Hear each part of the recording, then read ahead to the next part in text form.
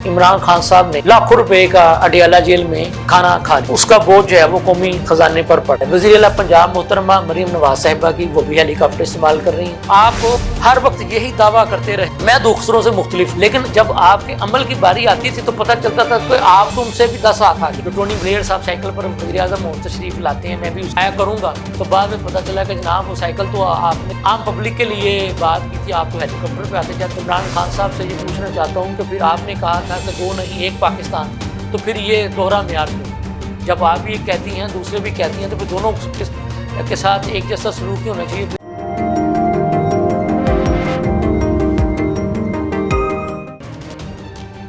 बिस्मिल्लाहिर्रहमानिर्रहीम, लम्हा न्यूज़ के साथ मैं हूं शाद मलिक नाज़रीन। अब बात यह है कि एक ख़बर जो आई है कि बानी चेयरमैन पीटीआई इमरान खान साहब ने लाखों रुपए का अडियाला जेल में खाना खा लिया और उसका बोझ जो है वो कौमी ख़जाने पर पड़ा।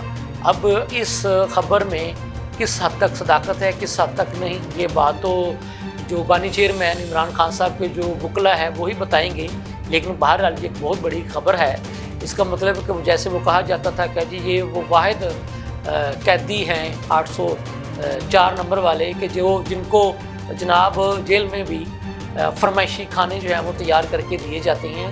पूछना ये था कि क्या ये सहूलत जो दूसरे कैदी हैं क्या उनको भी दी जाती है? अगर उनको भी ये सहूलत नहीं दी जाती तो फिर मैं बानी चेयरमैन पीटीआई इमरान खान साहब से ये पूछना चाहता हूँ कि फिर आपने कहा था कि दो नहीं एक पाकिस्तान, तो फिर ये दोहरा म्यार क्यों? जब आप ये कहती हैं दूसरे भी कहती हैं तो फिर दोनों के साथ एक जैसा सलूक ही होना चाहिए। फिर आपने तो खुद बुनियाद रख दी दो पाकिस्तान होने की कि चूँकि आप साबिक़ वज़ीर-ए-आज़म, इसका ये मतलब है कि आपको जनाब ये सहूलत मिलनी चाहिए और दूसरे जो आप बेचारे जिनका कोई वाली वारस नहीं है उनको फिर वही वो जैसे कहते हैं जेल की पतली दाल जैसे मशहूर होती है, उनको क्या वो चीज़ें मिलनी चाहिए और आपको देसी मुर्गे मुसल्लम मिलने चाहिए। बहरहाल ये दोहरा म्यार क्यों, इसके बारे में आपको ज़रूर बताना चाहिए, क्योंकि आप बार बार ये कहता हूँ आप हर वक्त यही दावा करते रहे मैं दूसरों से मुख्तलिफ हूँ, लेकिन जब आपके अमल की बारी आती थी तो पता चलता था कि आप तुमसे भी 10 हाथ आगे। जैसे कि आप इनको ये कहते रहे कि ये सरकारी चीज़ें इस्तेमाल करते हैं, ये सरकारी मराहत लेते हैं, तो आप जनाब बनी गाला से वज़ीर-ए-आज़म हाउस तक हेलीकॉप्टर पर आते रहे और उस वक़्त के आपके जो वज़ीर इत्तला थे फवाद चौधरी साहब वो फरमाया करते थे कि ये 30 रुपये का पड़ता है इनका लीटर का खर्चा। बहरहाल वो उनकी अपनी मंतक थी।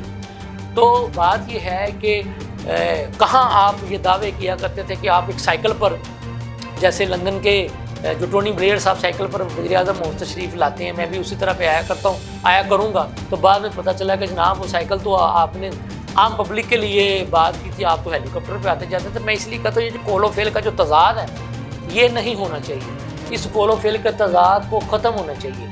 आपने कोलो फेल का तज़ाद ख़त्म नहीं किया और जब मुझ जैसे लोग जिनका काम है कि तनकीद बराए इस्लाह वाली बात करना, जब हम लोग ये बात करते हैं तो फिर आपके वो जो मैं कहते हूँ ना जो आपके जो सियासी इंतहा पसंद वर्कर हैं वो फिर मुझ जैसों की ही करैक्टर असैसिनेशन शुरू कर देती हैं। जो बाकी जो लोग जो हक सच की बात करते हैं वो उनकी करैक्टर असैसिनेशन शुरू कर देते हैं, लेकिन दलील की बात दलील से नहीं करते।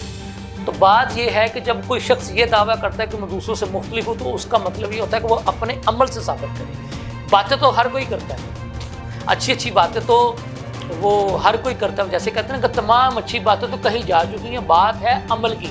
तो जिसने अमल नहीं किया तो उसकी अच्छी बातों का भी क्या फ़ायदा। तो बहरहाल ये जब तक वो कहते हैं ना कि अमल के बिना कोई भी जो आप कह लें कि तालीम या कोई बात उसका फ़ायदा ही कोई नहीं। फिर शायद इसलिए कहा जाता ना कि पढ़े लिखे जाहल का जो जुमला जो है वो फिर इसीलिए कहा गया था ना कि अगर आपने इतना इल्म हासिल करने के बाद भी फिर वही कुछ करना तो फिर वो ज़ाहिर है फिर यही कहा जाएगा ना पढ़े लिखे जाहल।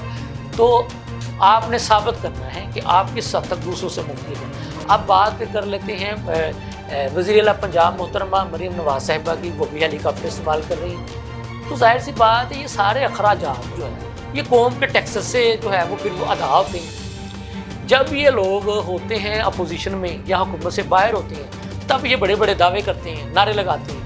जैसे ही ये हुकूमत में आ जाते हैं तो इनका तर्ज़ हुक्मरानी जो है वो चेंज हो जाता है।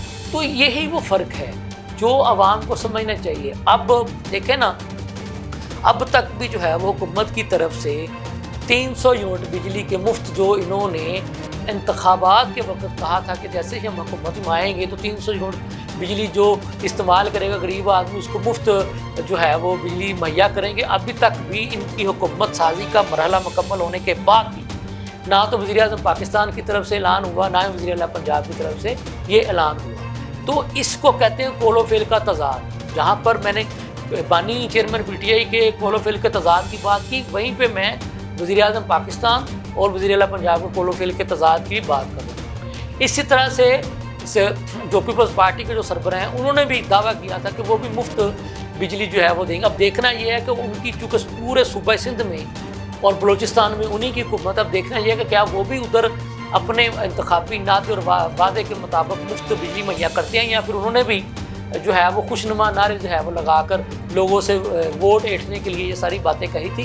بہرحال اگر آپ عمل نہیں کریں گے اور خوشنما نعروں دعووں کے پیچھے لگا کر ہی قوم کو آپ اسی طرح سے بیوقوف بنانے کی کوشش کریں گے تو انتخابات تو ہونے ہی ہونے ہیں نا۔ 5 سال مدت پوری ہو بھی جاتی ہے تو اس کے بعد پھر ایک انتخابی میدان سجنا ہوتا ہے۔ تو آپ ذہن میں رکھیں کہ یہ اب سوشل میڈیا کا دور ہے، جو آپ بات کہتے ہیں وہ ریکارڈ پر آ جاتی ہے، وہ پھر ریکارڈ سے ہٹائی نہیں جا سکتی۔